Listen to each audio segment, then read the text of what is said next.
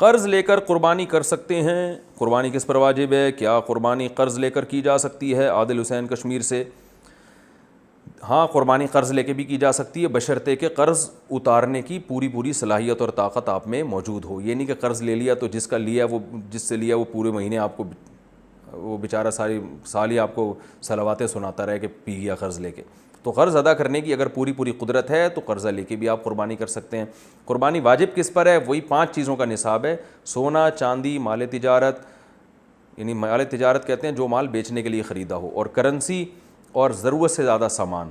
یہ 5 چیزیں اگر کسی کے پاس 52.5 تولہ چاندی کے برابر ہیں، یا 5 یا 4 چیزیں ہیں، یا 3 یا 2 یا 1 چیز بھی ہوگی، تو اس پر قربانی واجب ہے۔ بقرعید کے 3 دنوں میں اگر اتنی چیزیں رہتی ہیں تو لم سم 40-50 ہزار کی مالیت کا اگر کسی کے پاس یہ سونا، چاندی یا تجارتی مال یا ضرورت سے زائد سامان اگر موجود ہے تو آپ پر قربانی واجب ہے۔ استعمال کی چیزوں پہ قربانی نہیں ہوتی۔ آپ گھر میں کروڑوں روپے کا بھی گھر ہے لیکن اگر رہ رہے ہیں یا کرائے پر دیا ہوا ہے تو قربانی واجب نہیں ہے آپ پر۔ گاڑیاں 10 رکھی ہوئی ہیں لیکن سب استعمال میں آ رہی ہیں تو قربانیاں واجب نہیں ہیں، لیکن ایک بھی گاڑی ہے جو پورے سال کھڑی رہتی ہے، استعمال میں نہیں آتی، تو پھر قربانی واجب ہے آپ پر۔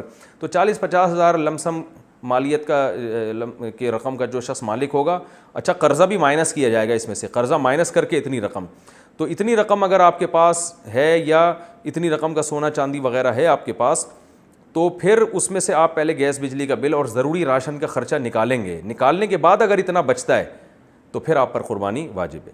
خواتین کے پاس سونا ہوتا ہے، ان پر بھی قربانی واجب ہوتی ہے، کیونکہ سونے کے ساتھ اگر 1 روپیہ بھی ہو تو پھر سونے کا نصاب نہیں ہوتا، پھر چاندی کا نصاب دیکھا جاتا ہے۔ تو اگر 1 تولہ سونا بھی کسی خاتون کے پاس ہے، بقرعید کے 3 دنوں میں کسی دن بھی آ گیا، اور 1 تولہ سونا اور اس کے ساتھ 1 روپیہ بھی اگر ہے اور قرضہ ورضہ بھی نہیں ہے، تو پھر ایسی خاتون پر بھی قربانی واجب ہے۔ آج کل خواتین قربانی نہیں کرتی، وہ کہتی ہیں کہ ہم سونا بیچ کے قربانی کریں گے، ہم پر واجب کہاں ہے؟ تو سونا تو ضرورت کا ہے۔ بھائی سونا ضرورت کی چیز نہیں ہے، کھانا پینا، لباس، گھر، یہ ضرورت ہے۔ سونا ایک اضافی غریبی ہے، انویسٹمنٹ کے لیے لوگ رکھتے ہیں، تو اس لیے سونا اگر آپ کے پاس ہے تو اس کے زکوٰۃ بھی دینی پڑے گی، قربانی بھی کرنی پڑے گی۔ وہ بیچ کے کریں یا شوہر آپ کی طرف سے کر دے تو بھی ٹھیک ہے، یا کسی سے قرضہ لے کے کر دیں، تو پورے سال اس کا انتظام کرنا چاہیے۔